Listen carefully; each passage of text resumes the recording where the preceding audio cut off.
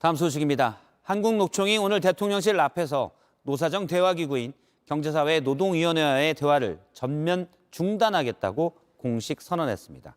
윤석열 정부에 대한 심판투쟁도 공언했습니다. 먼저 들어보겠습니다.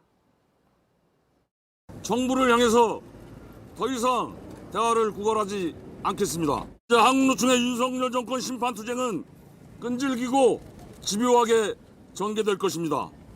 그리고 반드시 끝장을 보겠습니다. 대통령실도 물러서지 않는 모양새입니다. 경사노위를 유지하기 위해 윤석열 정부의 노동정책 원칙을 바꾸지는 않을 것이라는 입장입니다.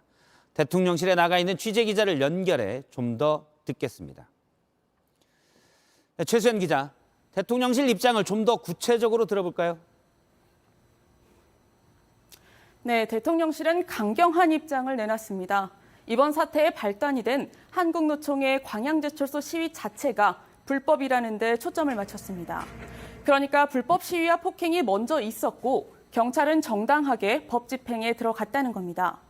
대통령실 관계자는 불법이 자행되는데 공권력이 눈을 감아야 하느냐라고 했는데 이전 정부에서는 그랬는지 모르지만 윤석열 정부는 그렇게 못한다라고 상당히 강도 높게 비판했습니다. 일단 경사노위를 통한 노동계와의 대화 채널은 막혔습니다. 대통령실이 그러면 대화 재개를 위한 다른 노력은 없습니까? 일단 대통령실은 경사노위를 유지하기 위해서 노동개혁에 대한 정부의 원칙을 바꾸지는 않을 것이라고 못 박았습니다. 노조의 불법 시위에는 무관용 원칙이라는 걸 재확인한 건데요. 결국 경사노위를 정상화하기 위해서 한국노총과 타협하지는 않겠다는 점을 강조한 겁니다. 동시에 강경 대응 방침을 더 확대하는 방안도 검토하는 것으로 파악됩니다. 잠시만요. 강경 대응을 더 확대한다고요? 혹시 구체적인 방안도 있습니까? 우선 정부의 자금 압박이 더 커질 것으로 보입니다. 당장 정부와 여당은 회계 자료를 제출하지 않은 노조는 세액공제 대상에서 제외하는 노조법, 소득세법 시행령 개정안을 추진하고 있습니다.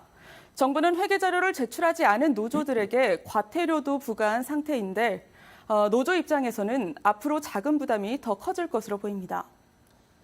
자, 대통령실은 강경 대응 기조가 확실해 보이는데 따로 배경이나 이유가 있습니까? 윤 대통령은 처음부터 노조에 대해서 법치를 강조해 왔습니다. 거대 노조 자체가 이권 카르텔이 됐다고 보고 있는데 누적된 노조의 회계 불투명 문제, 또 폭력 시위를 손보겠다고 해왔습니다. 여기에는 지난 화물연대 파업 당시에 강경한 대응을 했었죠. 이때 지지율이 오른 점도 강경 기조를 고수하는 데 영향을 미치는 것으로 풀이가 됩니다. 지금까지 용산 대통령실에서 JTBC 최수연입니다.